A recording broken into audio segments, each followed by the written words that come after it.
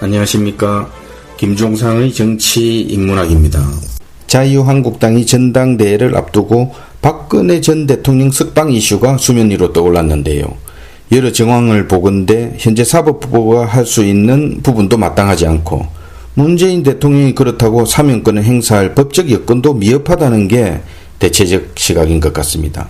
이런 가운데 박 전 대통령을 유일하게 만나고 있는 유영하 변호사가 황교안 전 총리에 대해서 쓴소리를 하면서 박 전 대통령 의중을 살짝 내비쳤는데요. 유 변호사의 얘기가 약간 애매한 부분이 있긴 합니다만 박 전 대통령과 자유한국당 후보들의 교감 노력은 엇박자인 것은 분명해 보입니다.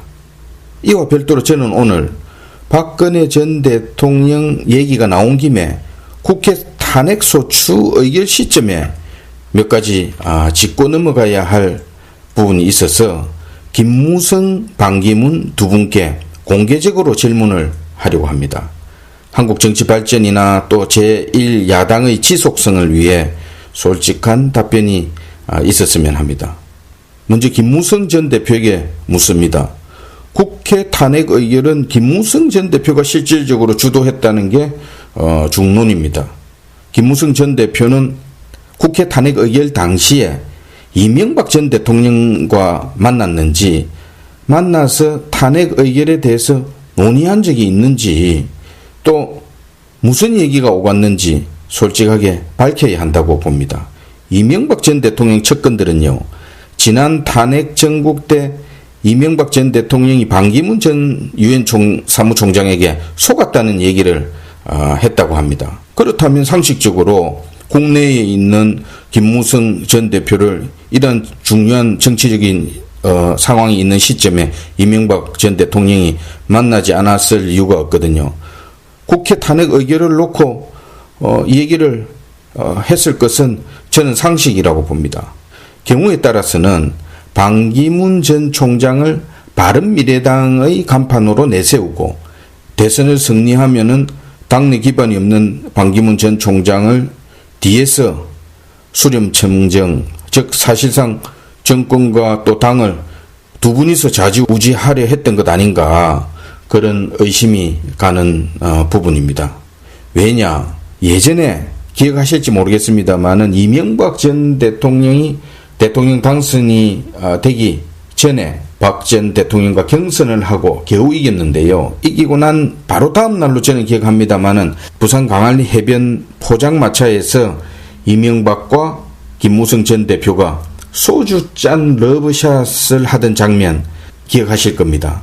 당시 김무성 전 대표는 박 전 대통령 다음으로 박 전 대통령 캠프에서는 2인자였고 이명박 박근혜 경선은 아슬아슬한 표차로 승부가 갈렸는데요. 당시에 지금 두 전직 대통령을 감옥으로 몰고 간 단초가 되었던 여러 가지 사건들이 난타전을 하면서 양 진영 간에 혈투가 벌어졌지요. 그래서 두 분은 돌이킬 수 없는 관계가 되었다는 게 중론입니다. 당시 박근혜 캠프의 2인자 김무성 전 대표가 박 전 대통령과 한마디 상의도 하지 않고 이명박 전 대통령과 포장마차에서 마주 앉은 뉴스가 경선 바로 다음 날인가 뉴스에 나왔으니까 박 전 대통령은 심한 배신감을 느꼈고, 그때부터 박근혜 김무성은 사실상 돌이킬 수 없는 관계가 되었다는 게 정설입니다. 세월이 흘러서 박 전 대통령이 대통령으로 당선되던 그해 친박계 등 측근들이 집요하게 박 전 대통령을 설득하고, 그래서 대선 선대본부장으로 김무성 의원이 합류하게 되는데요. 박 전 대통령 스타일로 볼 때 저는 외관상 일시적 화해가 맞다고 봅니다. 당시 박 전 대통령은 한 번 배신한 사람은 또 배신할 수 있다고 극구 반대했다고 합니다. 여하튼 박 전 대통령은 문재인 지금 대통령을 상대로 대선에서 승리하게 되고, 김무성은 사실상 1등 공신으로 청와대 의중과는 관계없이 탄력을 받아서 그때부터 대통령 꿈을 꾸게 됩니다. 부산 영도의 보궐선거로 국회에도 재진입을 하고요. 이는 반기문 당시 유엔 사무총장을 차기 주자로 염두에 두고 있던 박 전 대통령의 신기를 건드렸고 둘의 관계는 또다시 대립적 관계로 치닫게 됩니다. 다른 갈등들도 계속되었는데 결정적인 것은 김무성 의원이 당대표가 된 후에 총선 공천을 둘러싸고 폭발하게 됩니다. 대권 욕심이 있었던 김무성 대표는 당연히 자기 사람들을 많이 공천하려고 했고 결국 김무성 전 대표가 공천 갈등으로 그 당시 새누리당 정당 대표 직인을 들고 부산으로 가버리는 소위 도장 들고 나르샤 잘 아시는 그 사건이 발생합니다. 두 사람의 관계가 이 이후에 어떠했을지는 아마 말씀 안 드려도 짐작이 되실 걸로 봅니다. 결국 국회 탄핵 소추 의결에서 김무성 전 대표가 어떤 선택을 하게 될지도 미루어서 짐작할 수 있는 대목이고요. 국회 탄핵 의결이 김무성 계보로 불리는 그 당시의 새누리당 의원들만 반대했으면 헌법재판소로 갈 필요도 없이 탄핵은 안 되는 상황이었습니다.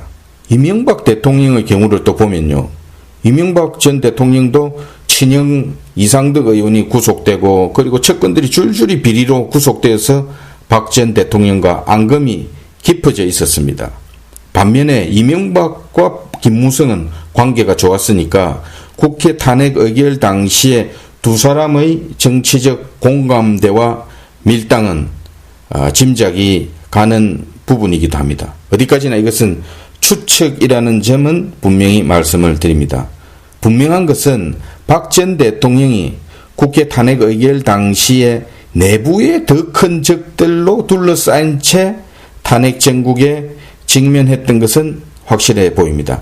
저는 박 전 대통령 편을 들고 싶은 생각은 추호도 없습니다. 여하튼 당내의 보수 세력들 간의 이 내분이 자업자득으로 모두에게 피해가 간 그런 상황이 되었다고 봅니다.